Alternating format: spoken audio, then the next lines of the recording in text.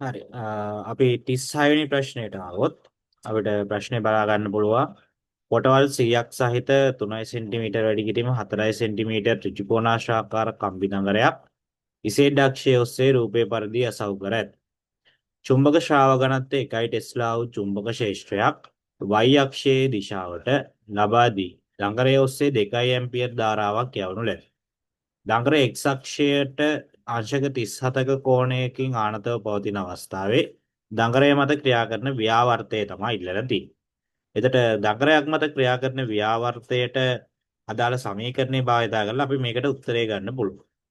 එතකොට දඟරයක් මත ක්‍රියා කරන ව්‍යාවර්තය කියන එක නා අපිට ගණනය කරන්න පුළුවන් සමීකරණය වෙන්නේ ටෝ සමානයි BINA sin θ කියන එක.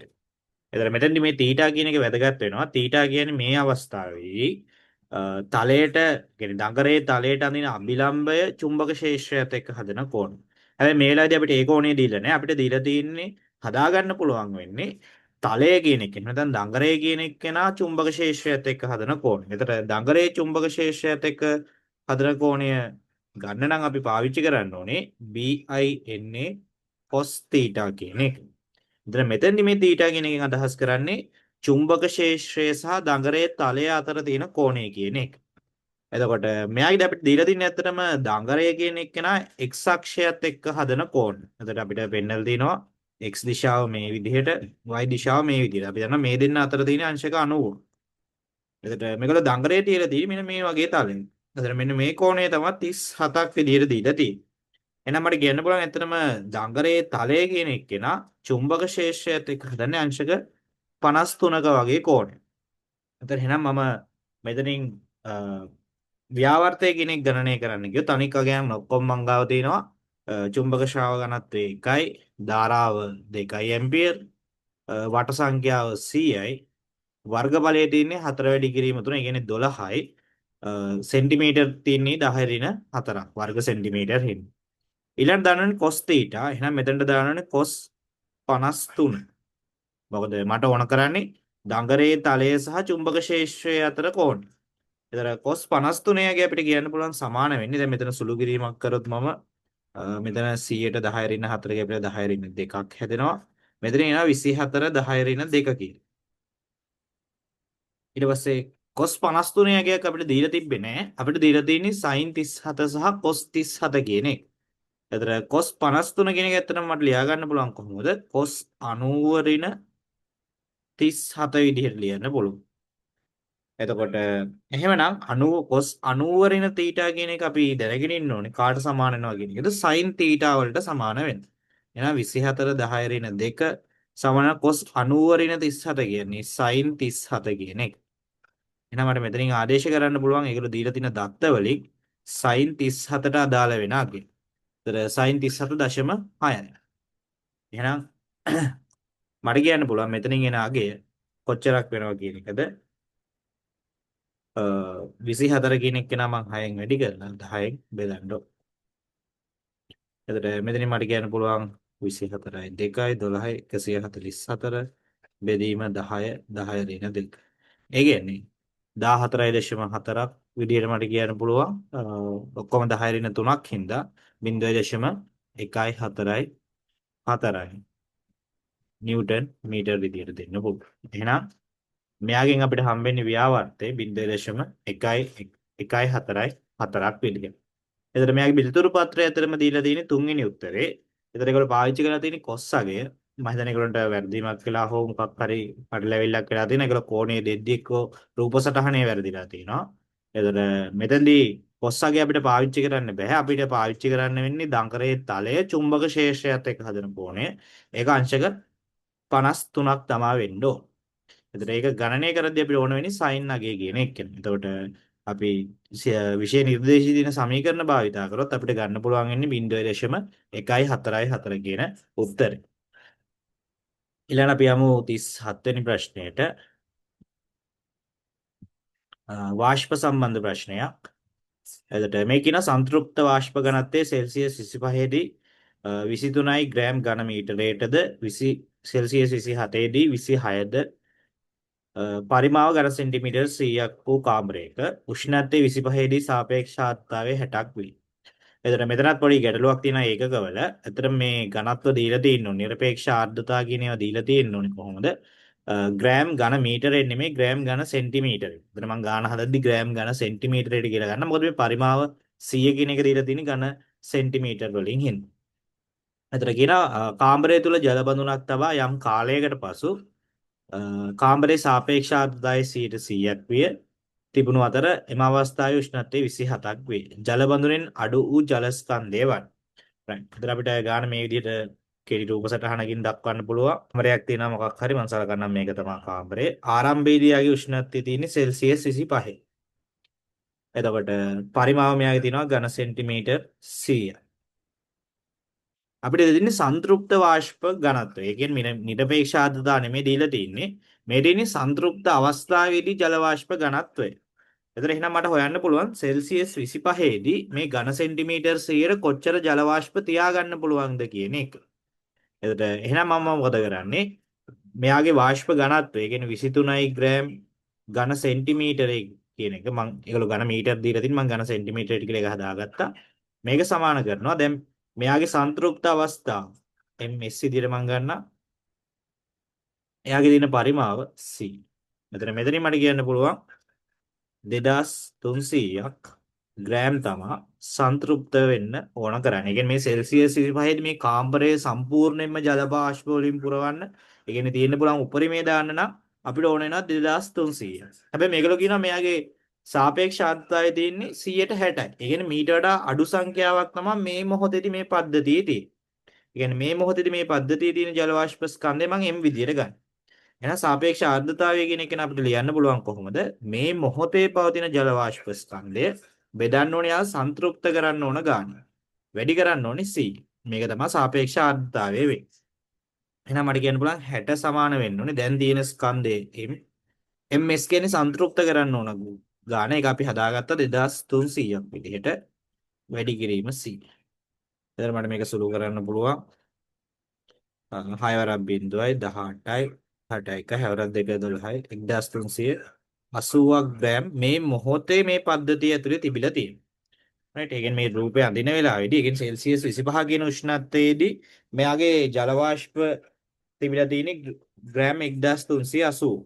හැබැයි ඊළඟට මොකද කරලා තියෙන්නේ මේගොල්ලෝ මේක ඇතුලෙන් තියලා තිනවා ජල භාජනය. තිබ්බට පස්සේ මොකද වෙන්නේ? මෙයාගේ සාපේක්ෂාත්වය 100%ක් වෙනවා උෂ්ණත්වය වැඩි වෙනවා.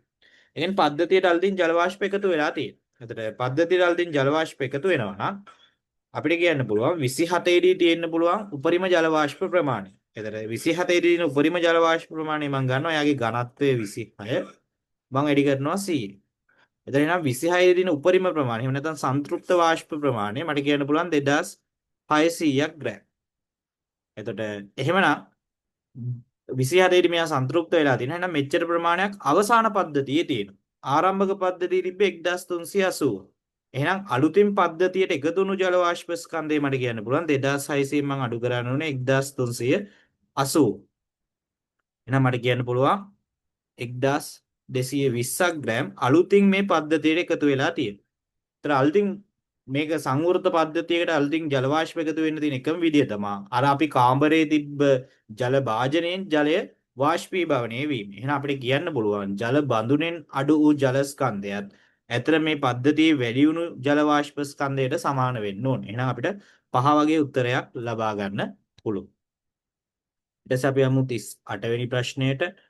සමග ප්‍රතිරෝධ ගානක් A හා B අතර සමග ප්‍රතිරෝධය තමයි ඉල්ලලා තියෙන්නේ. එතකොට සාපේක්ෂව රේසි ගානක් අමාරු පරිපතයක් නෙමෙයි තියෙන්නේ අපිට සරලවම අපිට ශ්‍රේණිගත සමාන්තරගත ප්‍රතිරෝධ සලකලා මෙයාගේ සමග ප්‍රතිරෝධය ගණනය කරන්න පුළුවන්. එතකොට මම මේක සරලව මේ විදිහට හඳ ගන්නවා. එතකොට මෙතනින් තියෙනවා අපිට ඒ ලක්ෂ්‍ය පෙන්නලා තියෙනවා. මෙතනින් 2 ඕම් ප්‍රතිරෝධයක්. මෙතනින් 2 ඕම් ප්‍රතිරෝධයක්. පල්ලෙහාට 1 ඕම් 1 ඕම්. සහ ඊට පස්සේ ආයමත් දෙපැත්ත මාරු වෙලා තියෙන එක ලොකු ප්‍රශ්නයක් වෙන්න 1 ඕම් 1 ඕම් සහ 2 විදියට අවසාන වශයෙන් මේ පැත්තට 2 මෙතෙන්ට 2 සහ 1 විදිහට. එතකොට මෙතෙන් තමයි B ලක්ෂ්‍යය තිබිලා තියෙන්නේ. මෙතන A ලක්ෂ්‍යය. එතන මට කියන්න පුළුවන් මේ දෙන්න ශ්‍රේණිගතයි. මෙතනින් හැදෙනවා දෙකේ දෙකක් ශ්‍රේණිගතයි කියන්නේ 4ක් හැදෙනවා. මෙතනින් එකේ දෙන්නෙක් ශ්‍රේණිගතයි කියන්නේ 2ක් හැදෙනවා. එතන මේ 4 සහ 2 කියන අය දෙන්නම සම්බන්ධ වෙලා තියෙන්නේ මේ ලක්ෂ්‍ය දෙකට. ඒ දෙන්න සමාන්තරගත. එතකොට 4යි 2යි සමගයේ මට කියන්න පුළුවන් ගුණිතය එකතුවෙන් හම්බ වෙනවා. එතකොට 4 සහ 2 කියන එක්කෙනාව ගුණ කරොත් 4 වරක් 2 එකතු කරොත් මට හම්බ වෙනවා 4 ධන 2. එහෙනම් මේ තියෙන මේ ලක්ෂ්‍ය දෙක අතරට දාන්න පුළුවන් සමක ප්‍රතිරෝධය මට කියන්න පුළුවන් 8 බෙදීම 6ක්. ඔයා මේ පරිපථය ගත්තොත් මෙයාගේ අපිට වෙනවා මෙතනින් හැදෙන්නේ 4යි මෙතනින් හැදෙන්නේ 2යි. මෙයාගේ මෙතනින් 4යි මෙතනින් 2යි. ඒවත් සමාන්තරගත විදිහටයි තියෙන්නේ. ඒ කියන්නේ අවසාන පද්ධතිය මට කියන්න පුළුවන් ඒ ලක්ෂයෙන් පටන් ගත්තොත් ඒ ලක්ෂයේ ඉඳලා පළවෙනි ප්‍රතිරෝධයේ තියෙනවා මේ 8 බෙදීම 6 කියන එක. එහෙනම් නැත්නම් 4 බෙදීම 3 කියන්න පුළුවන්. ඊළඟට ඒ වගේ තව ප්‍රතිරෝධ දෙකක්. මෙන්න මේ විදිහේ පද්ධතියක් තමයි අවසානයේ තියෙන්නේ. එහෙනම් අවසාන ප්‍රතිරෝධ තුන ශ්‍රේණිගතයි නම් අපිට පුළුවන් ඒගොල්ලෝම නිකම්ම එකතු කරන්න. එහෙනම් සමග ප්‍රතිරෝධය මම R කියලා ගත්තොත් මට කියන්න පුළුවන් ඇත්තටම තියෙන්නේ 8 බෙදීම 6 ඒවා 3ක් තමයි තියෙන්නේ. එහෙනම් 3 වරක් 1යි 2යි. එහෙනම් 8 බෙදීම 2 කියන්නේ 4යි ඕම්. එහෙනම් A සහ B අතර සමග ප්‍රතිරෝධය අපිට 4යි ඕම් කියලා ගන්න පුළුවන්. අපි ඊළඟට එමු 39 වෙනි ප්‍රශ්නයට. අදට විභවමානයක් භාවිතයෙන් කෝෂයක විද්‍යුත්ගාමක බලය සෙවීමේ පරීක්ෂණයක ඇටවුම පහත දැක්වේ. මෙහිදී සෑම විටම ගැල්වනෝමීටරය එකම දිශාවට උත්ක්‍රමණය වන බව නිරීක්ෂණය වී. පරිපථයේ තිබිය හැකි දෝෂය පිළිබඳ ප්‍රකාශ දීලා තියෙනවා. මුලින් කියලා දෙන E1 කෝෂයේ විද්‍යුත්ගාමක බලය AB අතර විභවාන්තරයට වඩා කුඩා විය හැක. ද්විතීක පරිපථයේ එහිදී විසන්ධි වී තිබිය හැක. E1 E0 ප්‍රතිවිරුද්ධ දිශාවලට මුහුණලා සම්බන්ධ කර තිබිය හැක. එතකොට ඒගොල්ලෝ නිරීක්ෂණය කරලා තියෙන්නේ මොකක්ද? මේ සෑම අවස්ථාවකම ගැල්වනෝමීටරයේ උත්ක්‍රමණය එකම පැත්තකට තමයි තිබිලා තියෙන්නේ. ඒතර ඔහොම වෙන්න පුළුවන් අවස්ථා පැහැදිලිවම දෙකයි තියෙන්නේ. ඒතර මේ අවස්ථා දෙක ගැන අවබෝධයක් තියෙනවා අපිට ලේසියෙන් උත්තරයට යන්න පුළුවන්. ඒතර මම විභවමානය පෙටියෙන් ඇඳගත්තොත් මේ විදිහට E නෝට් කියලා කෝෂයක් තමයි විභවමාන පරිපථයේ තියෙන්නේ. ඊට පස්සේ බාහිරින් ඒ ලක්ෂයට සම්බන්ධ කරලා තියෙන ඒගොල්ලන්ට ඕන කරලා තියෙන මොකක් හරි කෝෂයක විද්‍යුත්ගාමක බලය මැනගන්න. එතකොට එහෙනම් මෙතනට කෝෂය ඇත්තටම මේ විදිහට තමයි සම්බන්ධ කරන්න ඕනේ. යම් මැනගන්න ඕනේ එක්කෙනා. ඒගොල්ලෝ නිරීක්ෂණය කරලා තින්නේ මොකක්ද? මේ ස්පර්ශක ඇතුර කොතනින් තිබ්බත් ගැල්වනෝමීටරයේ උත්ක්‍රමණය එකම පැත්තකට තමයි තිබිලා තියෙන්නේ. ඒගොල්ලෝ කියනවා E1 කෝෂයේ විද්‍යුත්ගාමක බලය මෙන්න මෙයාගේ E1 කියන එක්කෙනාගේ අගය AB අතර මෙන්න මේ ලක්ෂ දෙක අතර තියෙන විභවාන්තරයට වඩා කුඩා විය හැකියි. මෙතන අපිට අපි දැනගෙන ඉන්න ඕන දෙයක් තමයි මේ AB අතර තියෙන විභවාන්තරයට වඩා වැඩි එක්කෙනෙක්ව අපිට කවදාකවත් විභවමානීය භාවිතයෙන් මනින්න බෑ. ඒතර මේගොල්ලෝ කියනවා මේ E1 කියන එක්කෙනා AB අතර තියෙන විභවාන්තරයට වඩා කුඩා විය හැකියි කියලා. එයා එහෙම කුඩා වුණොත් තමයි අපිට මනින්න පුළුවන් වෙන්නේ. ඒතර මනින්න පුළුවන් වෙනවා කියන්නේ එහෙනම් අනිවාර්යයෙන්ම මෙතන සන්තුලන අවස්ථාවක් ඇවිල්ලා තියෙන්න ඕනේ. ඒ කියන්නේ එහෙනම් සන්තුලනයේ වෙද්දී අපි දන්නවා අපිට උත්ක්‍රමණය A සහ B වලදී ප්‍රතිවිරුද්ධ අතර තමයි තියෙන්නේ. A වලදී අපිට උත්ක්‍රමණයක් දකින්න පුළුවන් නම් වමට බර එක්කෙනෙක් B වලදී දකින්න පුළුවන් වෙන්න ඕනේ දකුණට. සන්තුලන ලක්ෂයක් තියෙනවා නම් ඕක වෙන්න පුළුවන්. එතකොට ඒගොල්ලෝ A වලට කියලා තියෙන කාරණාව අනුව සන්තුලන ලක්ෂයක් තියෙනවා කියන අදහස තමයි එන්නේ. එහෙම වුණොත් ඒ කියන ප්‍රකාශය වරදිනවා. එතකොට ඒගොල්ලෝ කියලා දෙන කතාවට අනුව නම් ඒ ප්‍රකාශය වැරදි විදිහටයි මම සලකන්නේ. B එක්කෙනාගේදී කියනවා ද්විතීක පරිපථයේ එහිදී විසන්ධි වී තිබිය හැක. විසන්ධි වෙනවා කියන්නේ එතනින් හරියට සම්බන්ධයක් නැහැ කියන එක. ඒතර එහෙම සම්බන්ධයක් නැත්නම් අපි දන්නවා ගැල්වනෝමීටරය තුලින් ධාරාවක් ගැලීමේ හැකියාවක් නැති වෙනවා. කිසිම ධාරාවක් ගැල්වනෝමීටරය තුලින් ගලන්නේ නැත්නම් එයා කිසිම උත්ක්‍රමණයක් පෙන්වන්නේ නැහැ. එහෙමනම් උත්ක්‍රමණයේ සෑම විටම එකම දිශාවට තියෙනවා කියන ප්‍රකාශය අසත්‍ය වෙනවා. විසන්ධි වෙලා නම් උත්ක්‍රමණයේ බිඳුව. සීවලි කියනවා E1 හා E0 ප්‍රතිවිරුද්ධ දිශාවලට මුහුණලා සම්බන්ධ කර තිබීම. දැන් මේ අපි දන්නවා හරියට පාඨාංක ගන්න නම් මේ E0 කෝෂයේ ධනාග්‍රය E1 කෝෂයේ ධනාග්‍රය කියන දෙන්න ඒ ලක්ෂයට සම්බන්ධ කරන්න ඕනේ. එහෙම නැති වුණොත් අපි මොකද කියන්නේ? අපිට සන්තුලන අවස්ථාවක් හම්බෙන්නේ නැහැ. ඒ කියන්නේ ප්‍රතිවිරුද්ධ විදියට සම්බන්ධ කර. ඒ කියන්නේ එහෙනම් E1 ඇත්තටම සම්බන්ධ කරලා තියෙන්නේ මේ විදියට නෙමෙයි අනිත් පැත්ත. එහෙම වුණොත් මොකද වෙන්නේ? මේ ලක්ෂය නම් මේ පැත්තට යද්දී එයාගේ උත්ක්‍රමණය කියන එක නා දැන් මෙතෙන්දී අපි ගත්තොත් එහෙම යම්කිසි වමට බර උත්ක්‍රමණයක් තියෙන කියලා මේ පැත්තට යද්දී ඒ උත්ක්‍රමණය වැඩි වෙලා B කෙළවරට යද්දී ඇත්තටම තියෙන්නේ උත්ක්‍රමණය අර කලින්ටත් වඩා වැඩි වුණු අවස්ථාවක්. රයිට් සාමාන්‍යයෙන් වෙන්න ඕනේ උත්ක්‍රමණය අඩුවීමක්. නමුත් ප්‍රතිවිරුද්ධ අතර සම්බන්ධ කරොත් උත්ක්‍රමණයේ වැඩිවීමක් වෙන්නේ තියෙන පැත්තට. එතන එහෙනම් C කියන ප්‍රකාශය නම් මට කියන්න පුළුවන් සත්‍යයි.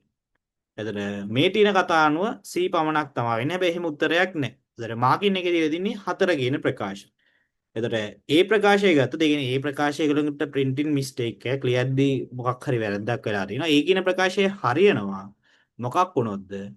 ඒගොල්ලොන්ගේ AB සහ E1 කියන කතා දෙක මාරු වුණා නම්. ඒ කියන්නේ A සහ B ලක්ෂ්‍ය අතර තියෙන විභවාන්තරයට වඩා E1 ගේ අගය වැඩි වුණොත් E1 විශාල වුණොත් AB අතර තියෙන විභවාන්තරයට වඩා අපිට කවදාක්වත් E1 ගේ අගය මේ කම්බිය පාවිච්චි කරලා මනින්න බෑ.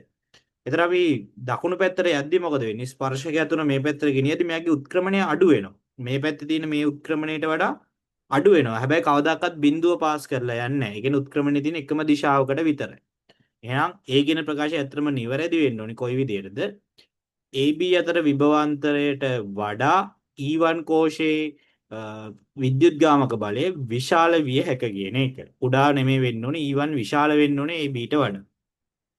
ඒතර එහෙම වුණොත් ඒ ප්‍රකාශය නිවැරදි වෙනවා. එහෙම වුණොත් තමයි අපිට 4 කියන උත්තරයට එන්න පුළුවන් වෙන්නේ. අපි අවසාන ප්‍රශ්නයට ගියොත් අනන්ත දිගටි සන්නායක කම්බියක මධ්‍ය අරය කැපිටල් R වූ අර්ධ වෘත්තාකාර කොටසක් සෑදෙනසේ නමා ඇත. අර්ධ වෘත්තාකාර කොටස සිරස්ව පිහිටන ලෙසද එහි තලයට ලම්බක වනසේ නැමූ දිගු ඍජු සමාන්තර කම්බි කොටස් තිරස් තලයේ මත පිහිටන ලෙසද එය රඳවා කම්බිය දිගේ අයි ධාරාවක් යවන ලදී. කේන්ද්‍රයේ තිබෙන සංප්‍රයුක්ත චුම්බක ශ්‍රාවක ඝනත්වයේ අගය තමයි ඉල්ලලා තියෙන්නේ. එතන මෙතනට අපිට අපි ඉගෙනගෙන තියෙන સિદ્ધාන්ත දෙකක් තමයි පාවිච්චි කරන්න තියෙන්නේ. අනන්ත දිග කම්බියක් අවට චුම්බක ශ්‍රාවක ඝනත්වය සහ වෘත්තාකාර සන්නායක පුඩුවක කේන්ද්‍රයේ චුම්බක ශ්‍රාවක ඝනත්වය කියන එක.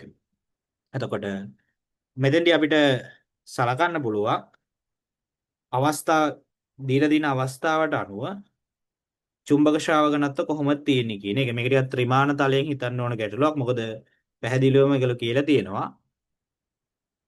අනික් එක්කෙනා ඉඳලා තින්නේ.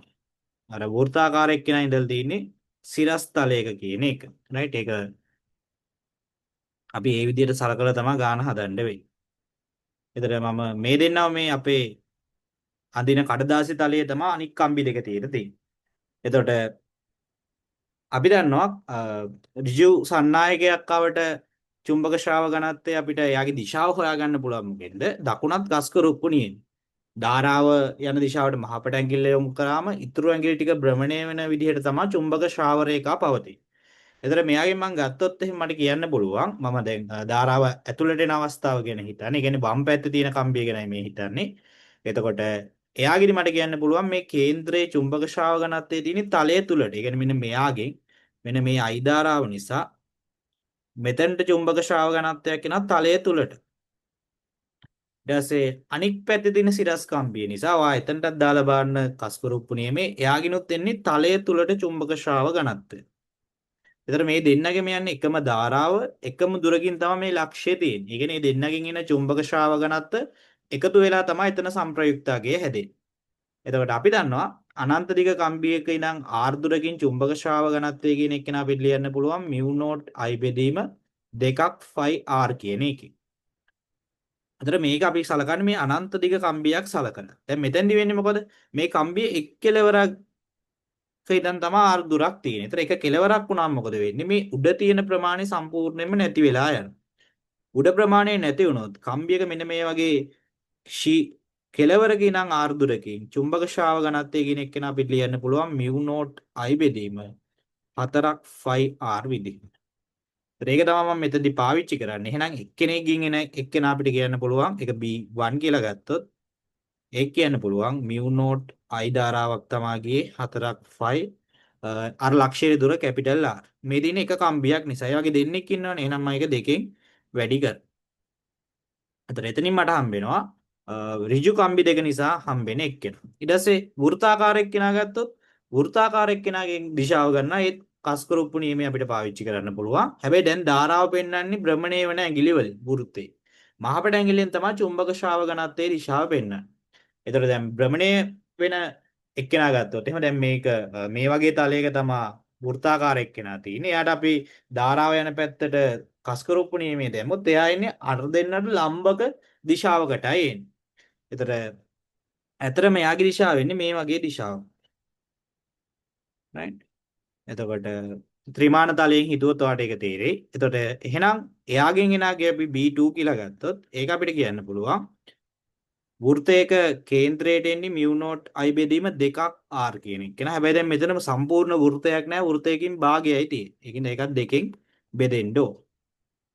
එහෙනම් චුම්බක ශ්‍රාව ඝනත්ව දෙකක් තියෙන එකිනෙකට ලම්බකයි. දෛශිකනේ. එහෙනම් දෛශික එකතුවක් තමයි ගන්න ඕන. දෛශික එකිනෙකට ලම්බක අවස්ථාවේදී අපිට මුළු චුම්බක ශ්‍රාව ඝනත්වය සංප්‍රයුක්ත අගය කියන එක කියන්න පුළුවන් කොහොමද? ඒ දෛශික දෙකේ වර්ගය කරලා එකතු කරලා අපි වර්ග මූලය ගන්නයි.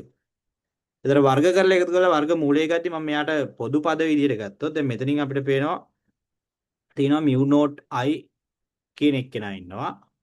phi තියෙන එතන මම ලියන්න mu not i දෙකක් mu not i බෙදීම 4ක් phi r මෙයාව වර්ග කරලා එකතු කරන්න ඕනේ mu not i බෙදීම 4ක් r ගේ වර්ගය.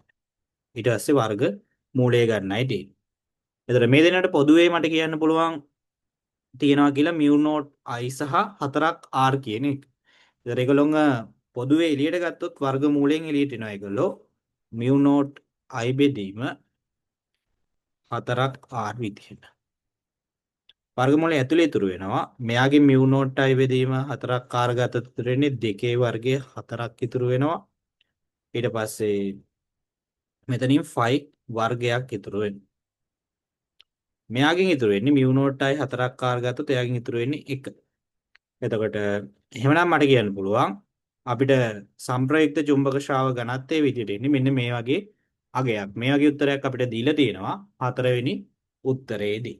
එතකොට ওই විදිහට තමයි අපේ 35 සිට 40 දක්වා ප්‍රශ්න ටික අපිට විසඳන්න පුළුවන් වුණා. ඉතින් අපි ඊළඟ වීඩියෝ එකෙන් බලමු 41 සිට 45 දක්වා ප්‍රශ්න ටිකට කොහොමද උත්තර ගන්න කියන එක.